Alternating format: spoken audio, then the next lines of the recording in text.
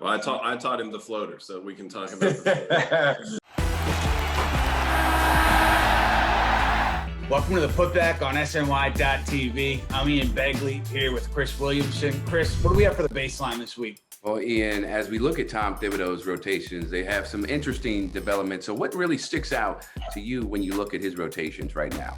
Yeah, Chris, to me, it's the guys who are not in the rotation right now. I'm talking about Kevin Knox, Dennis Smith Jr., Frank Ntilikina. These are all young players who were with previous Knicks regimes and are playing for the first time under Tom Thibodeau. I think they all had legitimate shots to earn roles in training camp and the preseason, and for whatever reason, for various reasons, they're not in the rotation right now. And we're here less than 2 months from the trade deadline, and they haven't established themselves as clear pieces for the Knicks' future. So I just wonder how New York's going to approach these guys at the trade deadline. I'm sure they will get calls on Knox because he's under contract for next year.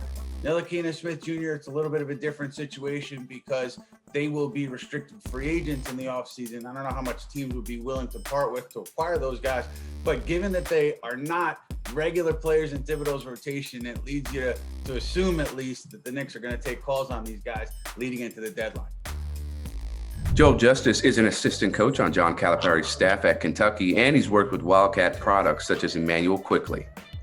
Immanuel's a basketball player, and I think he's a competitor. He's a winner, and you win with guys like Immanuel. So I don't know where he fits in with the system or the offense or the defense of what the Knicks are trying to become, or who they'll be a month from now or a year from now. Immanuel's a winner, and he's going to be a guy that's going to be a fantastic person in the locker room, in the community, and as we can see on the floor, he makes other people better. And he holds his own on the defensive end. He can make shots. So, it's kind of one of those things as a coach, anytime you have players that are on your team, you want them to make you uncomfortable. It's like, hey, play me. You better play me, dude.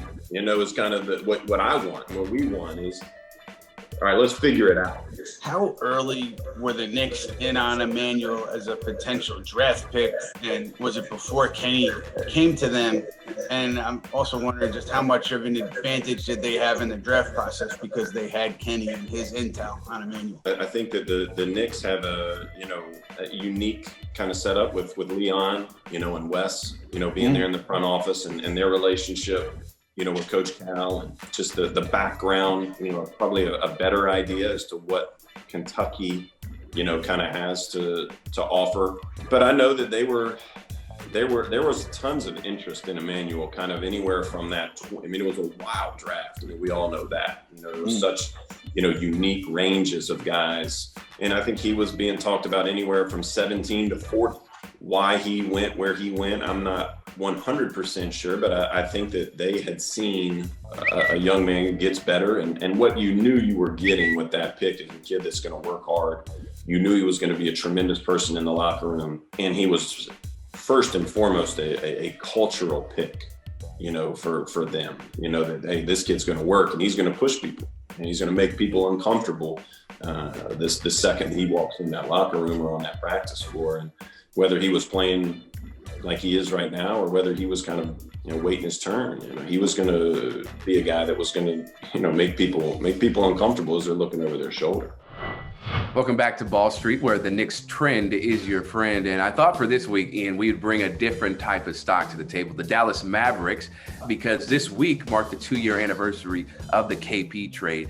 Checking in on them, they've lost 9 of their last 11. They have top 6 odds in the lottery. I'm bullish on this trend continuing for them to struggle because they look like they're out of sync. Luka Doncic is the only player who's really putting in consistent minutes. KP can't stay healthy, and when he's on the floor, he's not doing the same thing that he used to do in the bubble last year. I think this is one of the teams that's really struggled from that bubble layoff, and they're going to continue to struggle. I'm bearish on this pick ending up top 10. I think they will start to revert back to their old form, which is playing better. I think Kristap Porzingis, yes, he's been hurt. Yes, he's been out of rhythm. I think he will find his rhythm. He'll produce more for this team over time. I think we're being a little too reactionary from the first 20 games of the season or so. I do think the pick will end up probably top 20, but I don't think the Knicks are going to get, a top 5 pick from this Dallas pick this year. And Chris, I'm taking a look at RJ Barrett, and I'm looking at what everyone's seeing, right? The shooting is looking good. He's playing efficiently, but also the free throw percentage is significant to me. I am very, very bullish on RJ Barrett shooting from the free throw line. Last year was such a problem. I think he was around 60%. This year, he's around 75%. He's been red hot over his last 10 games. You know, we talked to a friend of the show, Drew Hanlon, about the free throw shooting and the shooting in general.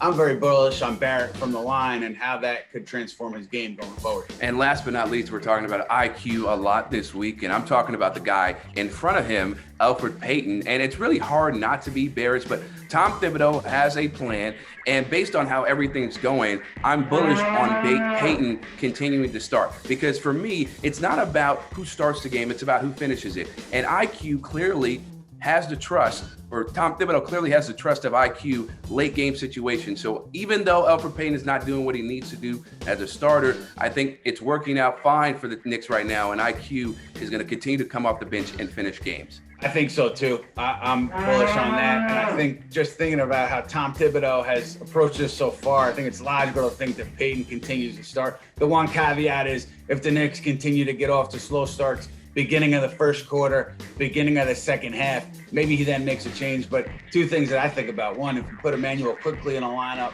with RJ Barrett and Julius Randle regularly, does that impact how Randle and Barrett operate? Do they get fewer shots, fewer touches? The other thing is, I think the Knicks have a plan with Immanuel Quickley. The plan, by and large, has worked out so far.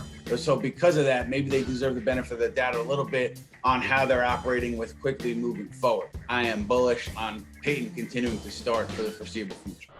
All right, Coach. So who, in your opinion, who is Immanuel Quickley as a man and as a teammate?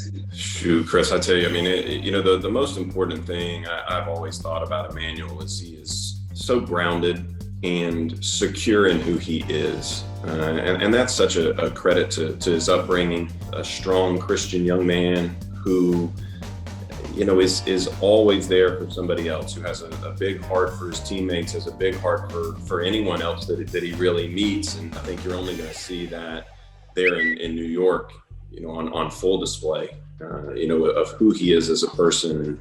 And that's just a kind-hearted, great person. Now put him in between those lines, and we're going to see, we're going to see that killer that you all are starting to see. We knew it was there. You all are starting to see it now. Coach, you mentioned draft night, and so I'm just curious, teams, I know they're reaching out to the staff throughout the year, leading up to the draft and even before that, getting intel on players. What were teams asking you guys about Immanuel during that season, and what were you telling teams about Immanuel during that season? Well, I think that a lot of the teams saw an improved player, but for us, he was a guy that played mainly off the ball, didn't really able to show kind of some, his point guard skills, and they were worried about that, wondering about that, curious about that. So I think for them, they were just looking to see kind of, did we see something or know something that they didn't? But I mean, Immanuel, I think, and I've said this, I talked to somebody about him the other day, he's a guy that, thrives in the space, in the spacing of the NBA. Sometimes in college, teams are able to load up the lane, or they're able to play extreme help side. And, I think you see with, his confidence in his handle and his ability to get to space. And obviously now we're all seeing, this floater that he has.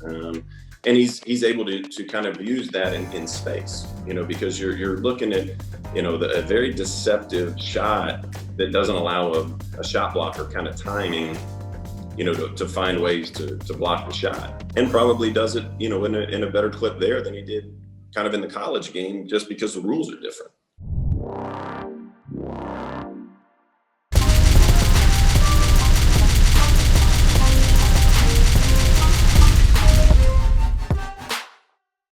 You have a favorite IQ story that you like to share?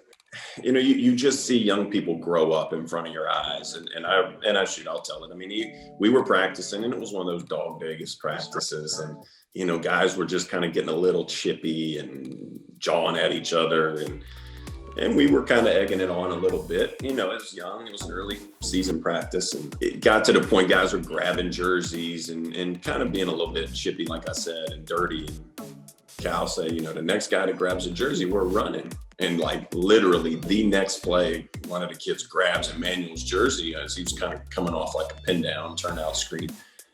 And I just remember, you know, Immanuel, who is this like super sweet kid, you know, very respectful of coaches, very nice, kind of turns and goes, yo, man, I ain't running for that. Like everybody else can run, but I ain't running. I looked at him and I said, oh, I said, now you want to be a man. I'm proud of you right now. So you know, that's always, there were some other words, some choice words thrown around during that. So I gave everybody kind of the G-rated version.